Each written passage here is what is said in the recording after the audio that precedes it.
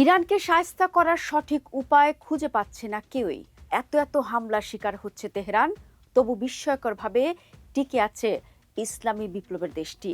একই সঙ্গে পাল্টা হামলায় শত্রুদের ছত্রভঙ্গ করে দিচ্ছে শহীদ আলী খামেনির দেশ।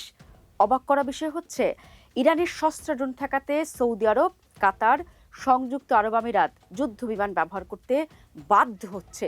এই দেশগুলোর কাছে আকাশ প্রতিরক্ষা ব্যবস্থা বা ইন্টারসেপ্টর আছে, কিন্তু সেগুলো দিয়ে ড্রোন ধ্বংস করার খরচ অত্যন্ত বেশি। যুদ্ধ বিমানে খরচ অনেক, কিন্তু ইন্টারসেপ্টরে খরচ আরও অনেক বেশি। অর্থাৎ মশা মারতে কামান দাগাচ্ছে উপসাগরীয় দেশগুলো।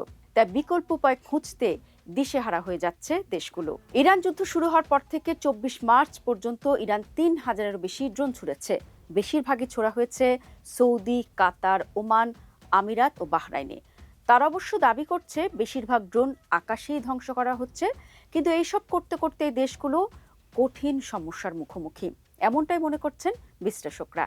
তাদের মতে যুদ্ধ বিমান দিয়ে ড্রোন ঠেকাতে গিয়ে তাদের খরচ বাড়ছে, একই সঙ্গে পাইলট ও যুদ্ধ বিমানের উপর বাড়তি চাপ তৈরি করা হচ্ছে। এ উপায় কোনোভাবেই লম্বা সময়ের জন্য টিকবে না। ইরানের শাহেদ ড্রোন এক একটির দাম $20,000-50,000, অথচ মাত্র একটি F-16 যুদ্ধ বিমান 1 ঘন্টা আকাশে ওড়াতেই খরচ হয় $25,000 বেশি।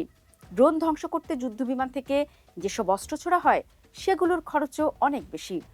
গণমাধ্যমগুলো জানিয়েছে, ইরানের ড্রোন আটকাতে যুদ্ধ বিমান থেকে AIM-9X সাইড ওয়ান্ডার মিসাইল ব্যবহার করা হচ্ছে। এমনকি $10 লাখ বেশি দামের AIM-120 অ্যামরাম মিসাইলও ব্যবহার করা হচ্ছে। আমেরিকার কাছে এমন যন্ত্র রয়েছে যা সাধারণ রকেটকে ড্রোন বিধ্বংসী মিসাইলে পরিণত করতে পারে, তবে এগুলোর প্রত্যেকটির দাম $20,000 বেশি। 2018 সাল থেকে সংযুক্ত আরব আমিরাত, কাতার ও সৌদি আরবকে এরকম প্রায় 27,000 যন্ত্র দেওয়ার কথা আমেরিকার, কিন্তু ওই 3 দেশ পরে যন্ত্রগুলো পেয়েছিল কিনা তা স্পষ্ট নয়। বিশেষজ্ঞদের মতে প্রতিরক্ষা ব্যবস্থা এমন হতে হবে যেটা সস্তা কিন্তু কাজের জিনিস। এ কারণে বিকল্প খুঁজছে সৌদি, কাতার, আমিরাত। আপাতত তারা যুদ্ধ বিমান থেকে ভারী গুলি ছুটছে, এটা মিসাইলের তুলনায় অনেক সস্তা। এখানেও সমস্যা আছে, এর জন্য যুদ্ধ বিমানকে টার্গেটের খুব কাছাকাছি যেতে হয় এবং জনবসতির উপর এগুলো ব্যবহারে হতাহতের ঝুঁকি থাকে। এছাড়া প্রতিটি যুদ্ধ বিমানে এ ধরনের গুলির পরিমাণও সীমিত থাকে। যেমন একটি F-16 যুদ্ধ বিমান মাত্র 5 সেকেন্ড গুলি করার পরে এর ম্যাগাজিন খালি হয়ে যায়। সমস্যা আরও আছে, এসব আধুনিক যুদ্ধ বিমানের জন্য ড্রোন ধ্বংস করা কঠিন। শাহেদ ড্রোনের গতি যুদ্ধ বিমানের গতির প্রায় 5 ভাগের 1 ভাগ, ফলে তুলনামূলক কম অভিজ্ঞ পাইলটদের জন্য টার্গেট ধ্বংস করা কঠিন।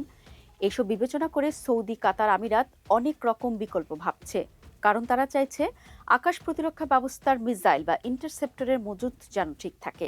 কারণ এক একটি প্যাট্রিয়ট ইন্টারসেপ্টরের দাম প্রায় $40 লাখ। অন্য সব উপায় ব্যর্থ হলে এসব ইন্টারসেপ্টর খরচ করতে বাধ্য হবে সৌদি, কাতার ও আমিরাত।